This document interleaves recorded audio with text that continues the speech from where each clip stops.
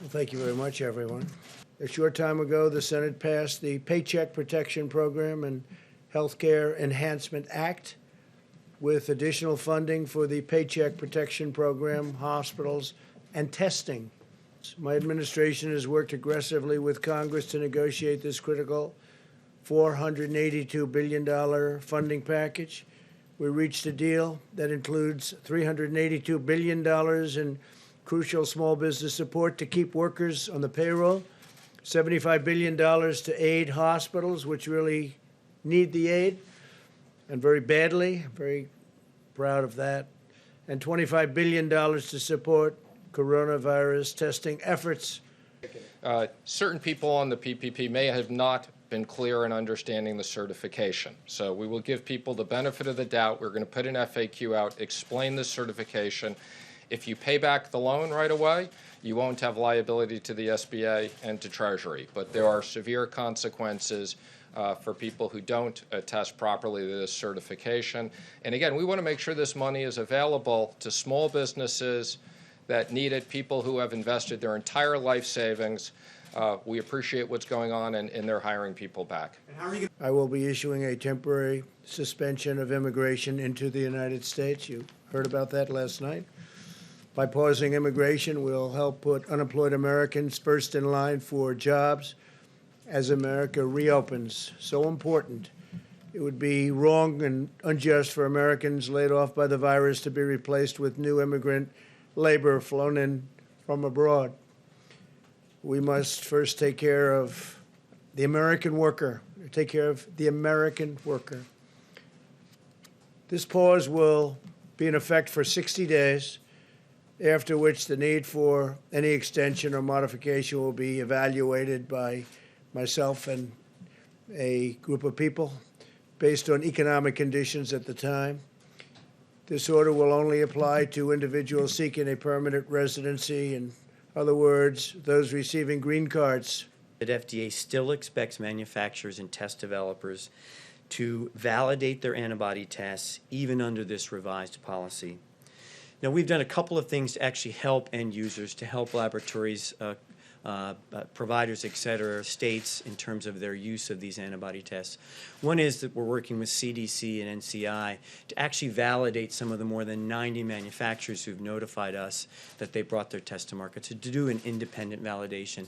And that process is going. We expect to hear more information this week about that, and we will provide that information in a transparent manner.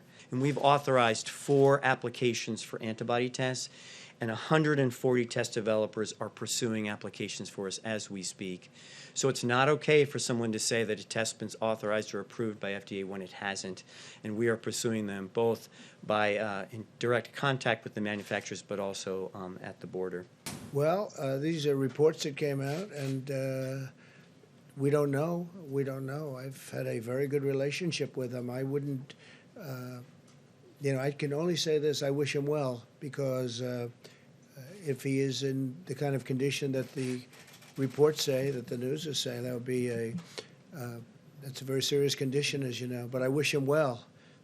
We've had a good relationship. I've said it, and I've said it many times. If somebody else were in this position, we would have been right now at war with North Korea.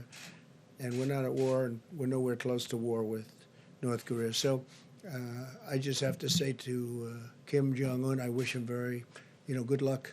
He's a very capable man. He knows what he's doing. He's done a very good job as governor, Georgia, and by the way, and South Carolina.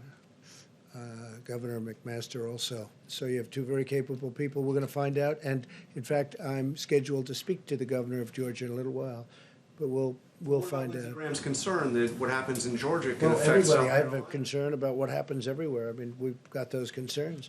And as far as coming back, if they do come back, and they could come back together with heavy on the flu and much lighter on, because I really believe we'll be able to put out the fires. It's like fires. People want to get back to work. And I've watched some of the protests, not in great detail, but I've seen that, and they're separated. There's a lot of space in between. I mean, they're watching, believe it or not, they're doing social distancing, if you can believe it. And they are, and they're protesting, but the groups I've seen have been very much spread out. So I think that's good. Look, people, they want to get back to work. They got to make a living. They have to take care of their family. They don't want to do this. It's, unfortunate, maybe one way or the other. Both are unfortunate. Both are unfortunate, but you have a lot of people out there that are anxious to get back.